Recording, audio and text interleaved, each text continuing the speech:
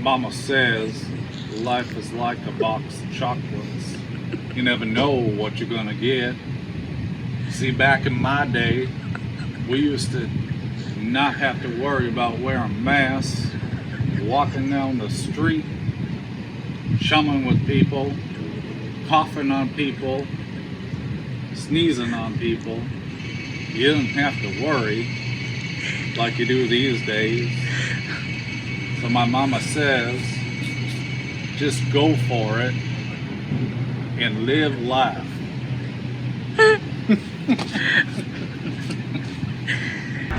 Well, in this lifestyle, life is like a box of chocolates because you never know what each day is going to bring.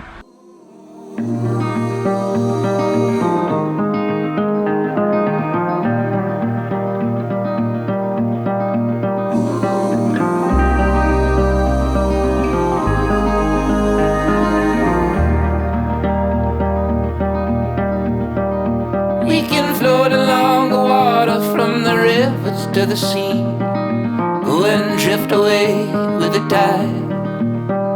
We could sweat all through the summer and the winter we could freeze. I'll be there through it all at your side. So go on, lead the way, I won't be far behind.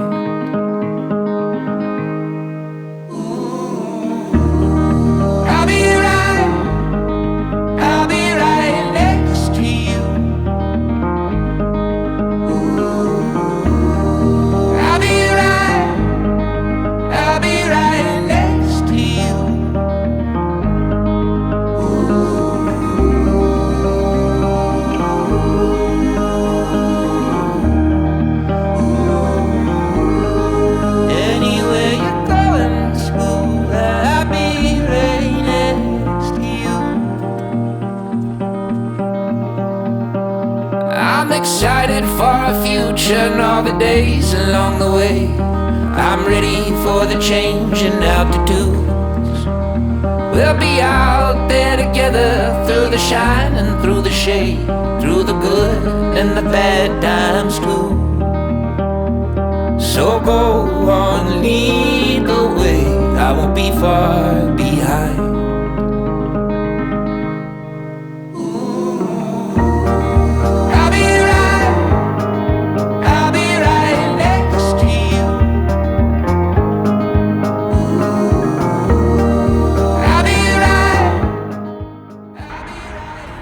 Well, we're sitting in our truck again because it's windy outside and it's noisy. I don't even think our microphone would help. And the kids are fighting in the RV, so we're back in our truck. Trying to hide from everything. Trying to get some peace and quiet. Which, as a couple in an RV, is very difficult to do. So today, I'm going to be dropping Michelle off to go help out a friend. I'm going to go run and do some laundry, and while I'm waiting, we came up with 7 questions that I'm going to answer about living with your partner in an RV in a tiny space 24/7, no place to escape unless you go sit in the truck. So yeah, if this is something that interests you, please keep watching. So for those that don't know, Michelle and I have been together for 20 years. Been married for how many years, Michelle? 18. Nope. 19. Nope. What? 17. Oh, really? When's our anniversary? May 2nd. Yeah. 2003. She usually always flip-flops those and whatnot. I flip-flop because it was written on our just married sign as May 3rd. Yeah. That's why I always think it's the 3rd. But instead of going off the marriage certificate, she went off the marriage sign on the back of the car. Shut up. But, so, you know, of course, we've got the 3 kids. And one thing that I don't think we were prepared for, I mean, we kind of were, but the culture shock of being with your spouse 24/7, 365, wasn't exactly what we thought it would be. What you didn't envision? It'd be happy-go-lucky all the time was my thought. But, you know, our marriage is kind of a normal marriage. We've had our rocky spots. So when we went to this lifestyle, we thought, hey, you know, let's put the past behind us. So we were married for 17 years, been together 20. But I'd say, you know, just 5 years prior to doing this, it was becoming a very, what's a good word for? Roller coaster. Very stagnant marriage, just very routine, very, you know, get up, go to work, come home, you know, make dinner for the kids, the family, husband's at work, you know, just very routine and very blah, you know, it's kind of, you didn't have time for many other things, you know. You know, of course we had some family issues. We had some things going in Blake's family, and then my mom passed away, and just everything was spiraling downwards instead of getting better. And I think that we truly were on the verge of getting divorced. No, seriously, it's no joke. We were going to get divorced. We had no other answers to our problems. And so I think, you know, we sat down, you know, many, many times. But the last time I said, you know, if we really don't want to be divorced, we need to change our lifestyle. Yep. And we didn't know at the time that we'd be RVing, but we need to change something in order for us not to. You need to get out of that boring routine, the stagnant routine, like Michelle said, you know, do things differently. So that's a little of our history before we moved into an RV. We get along really great as husband and, you know, we're like best friends. We have the occasional arguments and whatnot, but, you know, for the most part, we've done everything together. We've, you know, can go days and days with each other without getting sick of each other. And, you know, there's the days where you just can't stand each other and you want to like be completely away from that person. But for the most part, we got along. And in this lifestyle, you can't have those days where you're completely away from each other, unless somebody goes shopping for a little bit, or, you know, like we're up north, if she were to go to her sister's house, there's a break there, but on the road, yep. There's no escape. Past what? 365 days we've had 24/7. Yep. 13 months we've been living in this thing. Mm-hmm. And I was still working, you know, well, actually, you know, I've been done working now for over a year. Mm-hmm. So over a year, 372 days we've been together every day. Because it's been so much fun. So we decided the year before we decided to move into a travel trailer that we were going to go look at tiny houses out in Colorado. We drove out there, looked at tiny houses, tried to think about land and living out in Colorado, you know, just kind of getting out of the area that we were in. And nope, that wasn't for us. So on our drive back, we actually kind of decided, it was like, hey, you know, there's so many beautiful things out there. Let's not do a tiny house, let's do a trailer. Yeah. Hence the change to where we're at now. Yes. So we ended up here where we're at in the trailer. And after... Feels like we live in the truck more. Yeah. After a year on the road, we thought we would give you some insight where we get alone time. Mm-hmm. I'm going to be doing laundry and answer the questions. And then in a future video, when Michelle's... maybe we'll do a part 2. Yep, when maybe. Michelle's got some alone time, maybe she can answer the questions. Just basically kind of about relationships and RV living.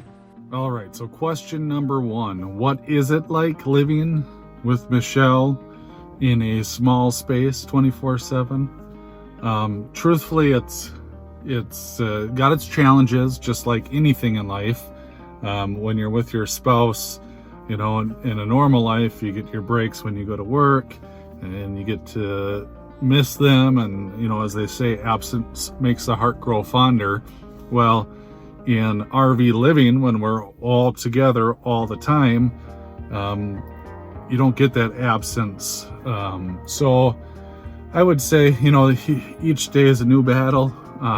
It's actually really not that bad, but you got to give each other space in the tiny space, So like when she's getting ready or in a little bit of a mood, she's in the bedroom, I'm out in the living room.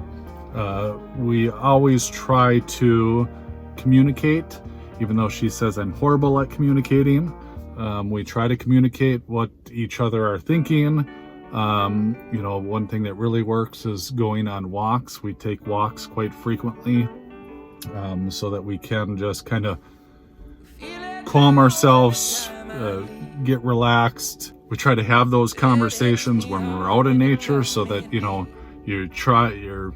you're walking, you try, might not get as angry and as frustrated with each other. So that's one thing we really try to do, is just get out, talk it out. Even though, like I said, she says I don't communicate worth a crud, we do really talk it out, and usually by the time we go to bed every night, everything is pretty good. And that's just when we're angry. Most days that is actually pretty good. We enjoy each other's company. So, doing things together, whether it's hiking, shopping, or that kind of stuff, we really enjoy spending time together. And that's one of the main reasons why we did this, so that we could spend time with each other, spend time as a family. And that leads me to question 2. Living with teens 24/7, especially a teenage girl who is becoming a woman, if that makes sense. Oh my goodness, it is tough. Those two, trying to remember back with my sister and I think we fought a lot. So I understand why those two are constantly at each other's throat, unless we're out doing something fun where they don't mind each other, but for the most part, they can't stand each other right now. So it's constant fighting. Don't touch me, don't look at me, don't do anything. So we do try, as I said with us, we try to take walks. We try to bring one kid with us on the walk. Let them get some space, cool down. While we're up north, it's been kind of nice because they do have some friends up here. So one will leave, one will stay, the other one will leave, the other one, so on and so forth. But especially when, like down in Pahrump, when those two were together 24/7, it was just constant fighting. And hopefully when they get older, they will get along. I know that when Mason came down to visit in Pahrump, and when we got back up here and Mason moved in, I know Maddie was excited to have him around, because same with the husband and wife, absence makes the heart grow fonder. She missed him. She didn't want to deal with Brady anymore. She'd rather deal with Mason. I think for the most part, it has its challenges, but every day we survive, we get through it, and I think overall the experience is we are learning as we go.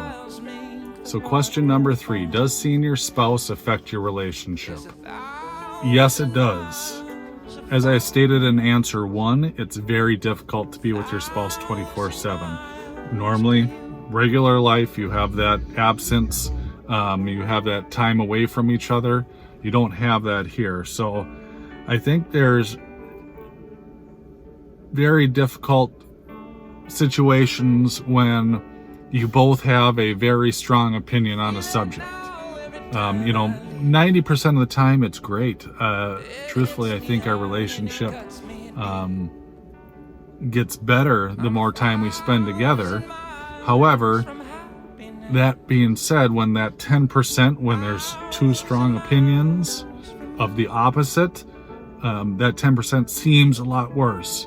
So what would normally be just a little tiff turns into a huge blow up, because you're not having a little tiff that's separated by work or an activity or that type of thing, where you've got two huge areas where you can be apart from each other.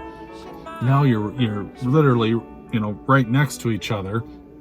And so I think it appears that when we have a big argument that it's a lot worse, and that, oh my goodness, we're going to kill each other, and not really, but it gets a lot more heated. So I think that's something that if you're thinking about this lifestyle, be prepared for. It really does feel like it's this huge blow up, and you're on the verge of calling it quits and selling your trailer and all this kind of stuff, but really it's not that bad. And that's when we take our walks, we walk it out, we talk it out, and go to bed happy. That's the key. So now question 4 and 5 for me, I want to say they're the same, which for those that know Michelle really well, you'll understand what I'm saying. So Michelle is a OCD clean freak. She's always cleaning, always picking stuff up, always doing dishes, always vacuuming. That vacuum is constantly going. So number 4, what does Michelle do that annoys me the most? Is clean. But question number 5, what am I most thankful for? Is her cleaning. Because if she didn't clean, we wouldn't get it done. It might be a little messy. The kids aren't the greatest, and I'm not the greatest at cleaning or staying on top of things. But it's also when you're sitting there trying to watch a TV show with Madison and Brady or a movie, and she's vacuuming, it's really annoying.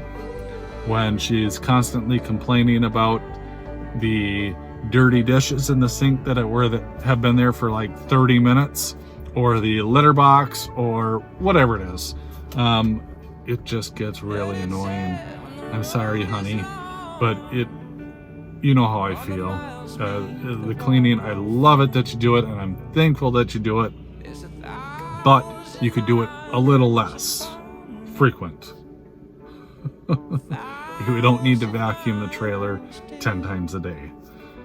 But yeah, so I know that's kind of weird, and for those that don't know Michelle, that's kind of how she is. Constantly moving, constantly cleaning, constantly putting stuff away and organizing and all that kind of fun stuff. Which is funny because we've got a smaller space. She thought that she would be cleaning less, but I think she's actually cleaning more because she can see all the stuff that's out. She can, she walks constantly and finds all those little pieces of hair or crumbs or whatever it is on the floor. So she's I think she's cleaning more. So question number 6 is, what is one goal that I really want to accomplish this next RV travel season? As we're got about a month left to stay in Minnesota before we head to the beet harvest, I really want us, it's kind of encompassing 2 things, and that's kind of to achieve our ultimate goal of becoming self-sufficient. And that includes 2 things, and that's getting our business stuff going, which when we're up north with family and distractions has been really difficult for us. We're constantly moving up here. We're constantly going to help her dad, to help to hang out with brother-in-law and sister-in-laws. We're constantly kind of doing all this kind of stuff that when we came back here, we really wanted to refocus and recharge and that. And it's almost like we've got refocused, we're kind of recharging, but we're not getting to where we want to be. And so I really hope after the beet harvest, when we are done doing that type of work, that we can achieve our goal, which, so as I said, getting our business going, but also being self-sufficient by boondocking, so that we can be away from distractions of the world and focus together on achieving our goal and being able to continue this lifestyle. When you stay at campgrounds, there's also distractions. You meet people, you got to talk to people, sitting outside, everybody that walks by you wave. So I think that if we can achieve the boondocking and being away from people constantly. Not saying I don't want to stay at RV parks or boondock all for the 7 months that we're gone. Just get there and be able to focus on the things that we need to focus on without the distractions of being up north or family, friends, and that kind of stuff. Not talking bad about our friends or our family. We've really enjoyed spending time with everyone this summer.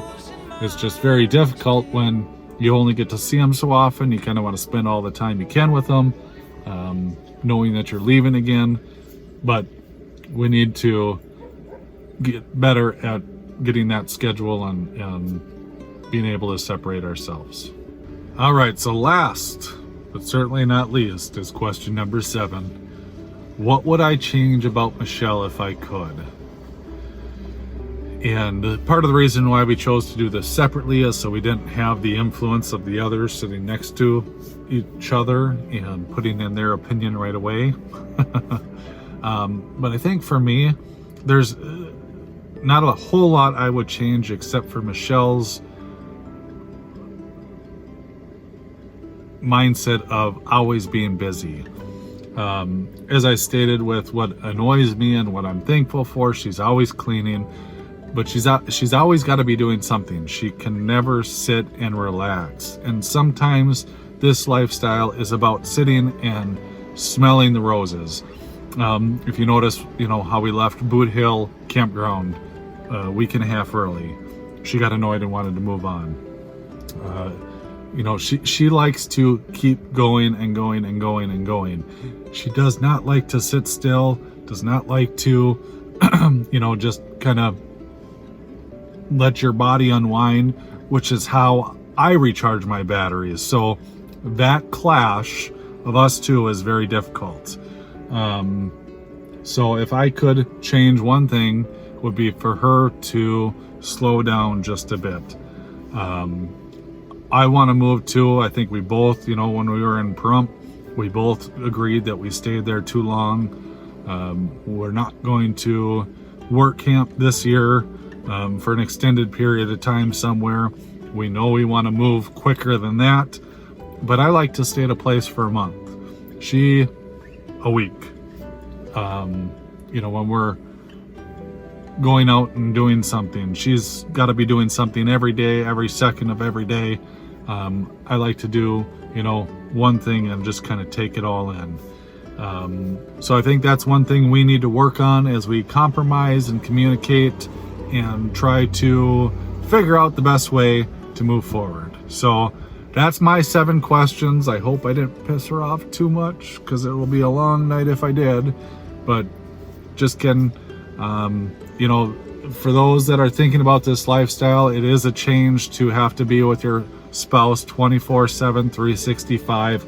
But truthfully, it's an experience that you won't forget.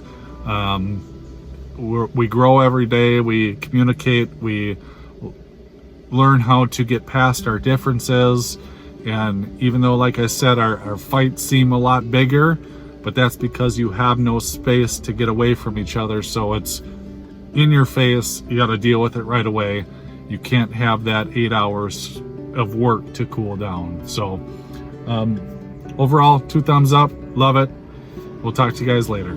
So I guess we just really wanted to mention that, maybe for people that are part-time, this doesn't apply as someone that would be living full-time. I don't know, because some people don't travel full-time. They got a home to go back to, they got work they can go back to.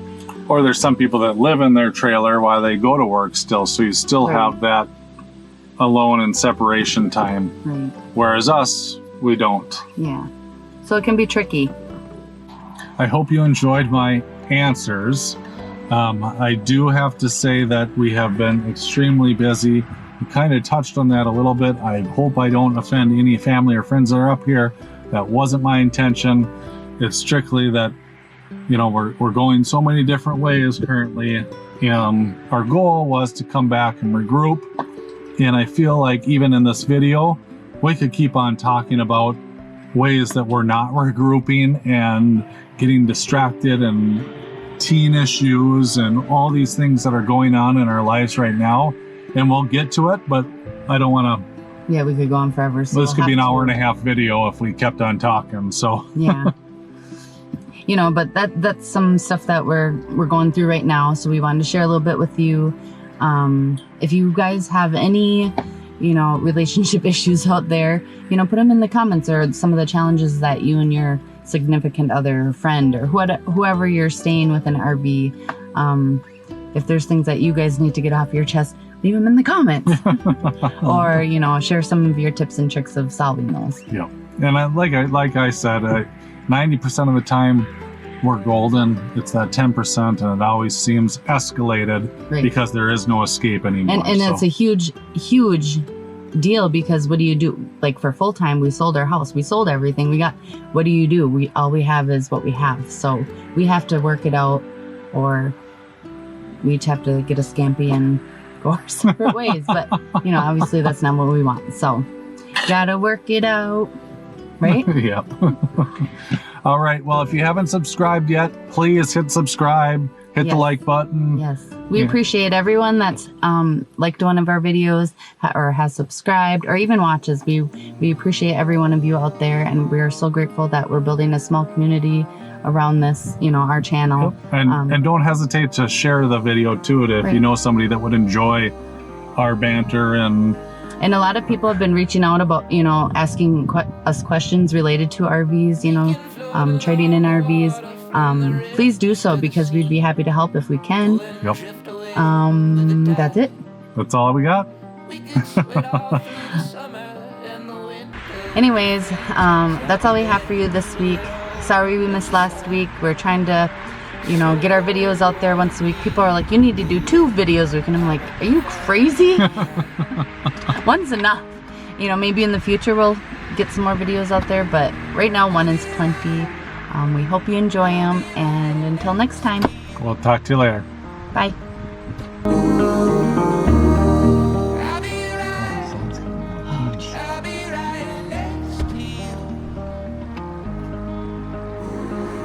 Go for it. We're not talking about parenting at all. Yeah, we are. No, we're not. Yeah, we are. Nothing has to do with parenting at all. And anything that I shot for, it was all Well, us. you were talking.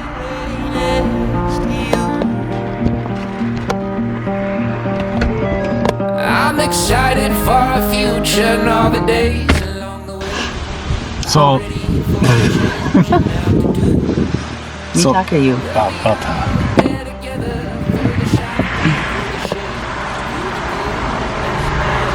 They could offer you guys would be maybe taking a long walk. Long walk. Long walk.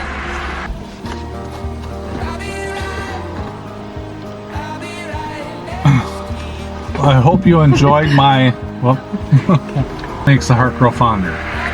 So when you don't have any absence, the heart is still going to be fond for her, but Better watch what you say. yeah, I know, I'm trying to say this nicely.